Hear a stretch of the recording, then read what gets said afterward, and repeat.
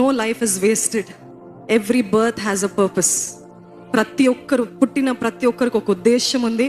నేను వ్యర్థురాలి, నేను వ్యర్థుడిని అని అనుకోవడానికి వీల్లేదు. నేను అనుకున్నాను, నేనే మీకు ఒక గొప్ప సాక్షిగా నిలబడుతున్నాను. ఏంటంటే I thought my life is useless. I thought my life will amount to nothing. ఈ రోజు కూడా నేను అనుకుంటాను, అసలు నేను దేనికైనా, అసలు నేను చేసే దేనికైనా పనికి వస్తుందా ప్రభా? I have so many thoughts in my mind. Does it even count? Is it beneficial? Is it saving somebody అని ఎంతో సతమతం అవుతా ఉంటాను నా మనసులో.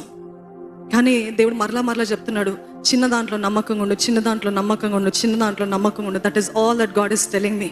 And pray for us. మా ఒకటే ప్రార్థన ఏంటంటే, విమర్శలు, క్రిటిసిజము, మిస్అండర్స్టాండింగ్స్, మమ్మల్ని తప్పుగా అర్థం చేసుకునే వాళ్ళు, ఈ పరిచర్య యొక్క త్యాగము, సమర్పణ ఎంత వెల చెల్లిస్తున్నామో ఎవరికి అర్థం కావట్లేదు. It doesn't matter. అర్థం చేసుకోమని చెప్పట్లేదు. It doesn't matter. బికాజ్ యేసు ప్రభుని అర్థం చేసుకోలేదు మేమెంత. కాబట్టి ఇటువంటి మధ్యలో మేము అంతము వరకు ఈ రాకడ గురించి వింటున్న వార్తలు మనం అన్నీ చూసినప్పుడు అంతం వరకు నమ్మకంగా ఉండాలనేదే మా ఆశ, మా కోరిక, మా ప్రార్థన.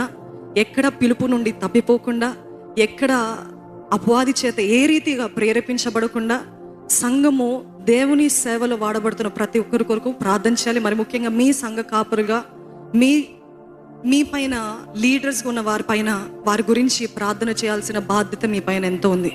So pray, we all ask you all to pray that we be faithful until the end of our lives. Thank you all. God bless you.